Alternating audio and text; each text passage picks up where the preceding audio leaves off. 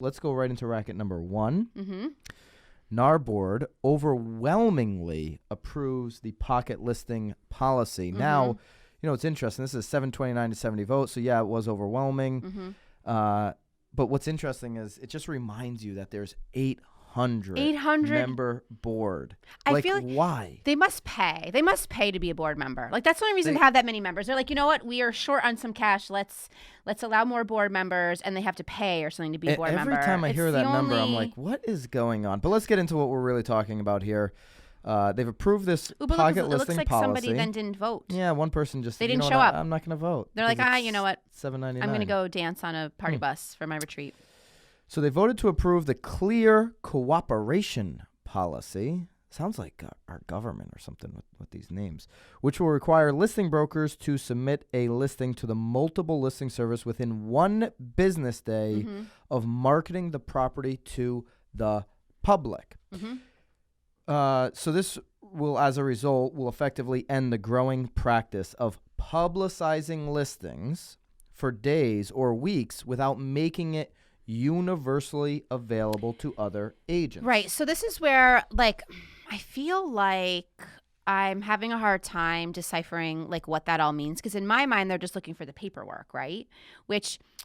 Looking for the paperwork, but or it's saying but they want it on MLS, because it's very different from giving the paperwork and then putting it on MLS. I mean, we're going to link up the Inman article. There's a whole bunch of other stuff that you can, if you go into the Inman comments, that's when you're going to really get confused. Everyone's all over the place. Everybody is all over the place. What if the seller doesn't want to be on MLS? I'm certain they could still sign a form that prevents that. There is a pretty good infogram link that breaks down a lot of this stuff. I'm going to read to you what in just a second here what Connecticut is doing. I do believe our MLS, Smart MLS, kind of has this thing figured out already.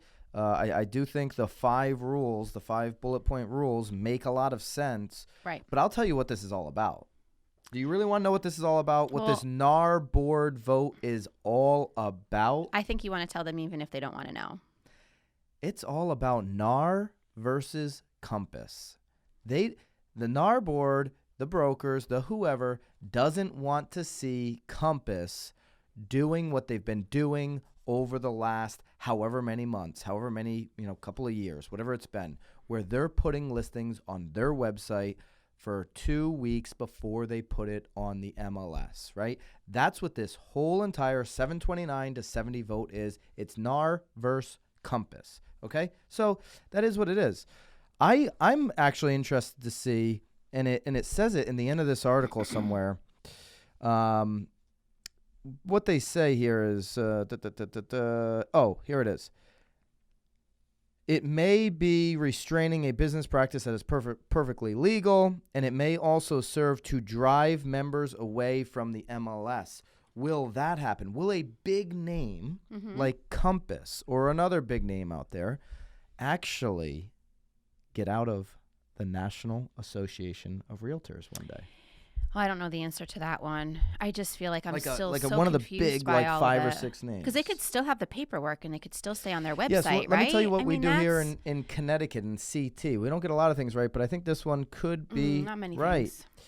The first is a traditional listing, which must be ready to act as a normal listing within 48 hours. Now, you might say 48 hours. We disagree with that, obviously, because we do 5 pillars when we put up a listing: professional photos, aerials, video, professional ad copy, and floor plans on every single one of our listings. You can't get all 5 done within 48 hours, right? Right. So what we do is number 2. We do a delayed listing on all of our listings. So you sign the listing contract, you talk to the seller, the owner, right. About what the 48-hour window means and about all the marketing that they agreed to, and that, hey, we're just going to do a delayed listing. We're not going to be showing it. We're not going to be, marketing it. We're just going to be collecting our marketing. So that's a delayed listing form. Number 3 is a coming soon. These listings are submitted into the MLS within 48 hours of the signed agreement, and they have to go active at a certain date, which cannot exceed 14 days total as a coming soon. You cannot show it. The property during those 14 days. Yep. So you still can create this coming soon excitement. Yep. right?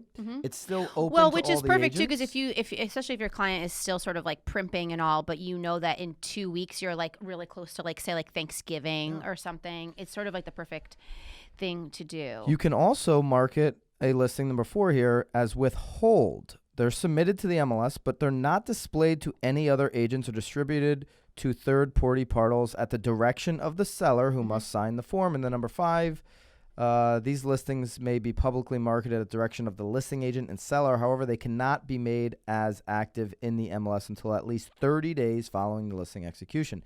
This link, somebody put this together, this infogram. I should give them credit. MRED, Midwest Real Estate Data. There's a whole bunch of stuff in it. I don't know how many pages it is. It's quite extensive. I'll also link this up. Yeah, that's super helpful. Yeah. So to me, all this does is stop you from being able to do like the real definition of a pocket listing, which is just share it with a few people you know. Yeah. But traditionally, but again, we don't do pocket listings really here. So I can't really speak to it, but I feel like though if you are a seller, you are aware that your listing is a pocket listing, right? I mean, yeah, I'm certain there's tons of sellers who are like, hey, like I'd be willing to sell. Here's the I'll give you a contract. I just like I'm not like actively trying to sell, or I would sell for the right price, or I mean, there have been times when sellers want the pocket listing, and here's where it really gets where I think people are getting aggravated with this rule. Some people is that you can now no longer take a listing and just put it on your website. Hey, I don't want to rack up days on market. But you've got a lot of reach on your website, Mr. Broker. Why don't you just put it on your website? We'll let it sit there for a couple of years. We'll see. I know I'm $500,000 overpriced, but we'll see if somebody comes along. Yeah. And I'm not racking up days on Zillow. I'm not racking up days on the MLS. That's what they're stopping here. But again, it's all at the direction of the client. Yeah. I mean, I cannot imagine. And I'd like to maybe... If you're a NAR member, they're stopping that. But remember, if you're an agent that decides to get out of NAR... Yeah. Because you have client base that wants, or you want to do everything pocket, right? Then you... Well, right. And again, that's client-driven, though. I mean, because if the client wants to be on MLS, they're going to go to someone that has access to MLS. If they don't want to be on MLS, then they're going to, go after that, too. So regardless, I feel like there was a lot of words. I feel like, again, they were talking about handing in paperwork, but then talking about getting it on MLS. If you're going to be in NAR, you got to follow the rules, right? Like if you were going to play in the NFL, Nicole. Yeah, what maybe. Could you do? I don't know. I think I might rip someone's helmet off and hit him over the head. Hit him over the head. You know, I mean, let's go. Insane. I mean, that was ridiculous. But anyway, but if you're going to play in the NFL, there's rules, right? Like a couple years ago, everybody got heated about Colin Kaepernick taking a knee. Ooh, he's back. He might be back, yeah. With him taking a knee, right? Everybody went crazy, or some people went crazy, I should say. Well, at that time, there wasn't really a rule, so he kind of got a bad deal. There wasn't a rule that you couldn't kneel. Now there is a rule in the NFL. If you don't want to stand for the national anthem, you stand in the tunnel. This is an agreement that the owners in the NFL made. So if you want to play in the NFL, you either get out there and you stand for the anthem, right, or you sit in the tunnel in the locker room. You have two choices. Right. If you want to be a member of NAR, right, and listen, I've been critical of NAR multiple times if you're following this show. But if you want to be a member of NAR and they make a rule, you got to follow the rules or you get out. It's just really that simple. Or maybe you could become the 801st board member. Could I be the 801? That would be interesting. You know what else I'm going to link up here?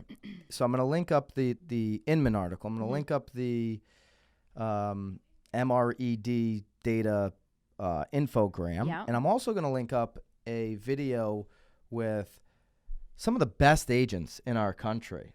Tom Toole and Scott Compa. They interviewed the Bright MLS chairman, John Coyle. It was a 30-minute interview. And so this chairman of the Bright MLS, John... I feel like I should have watched that before we dove into this podcast. He kind of explains it the way I believe the Connecticut MLS has it, from my understanding.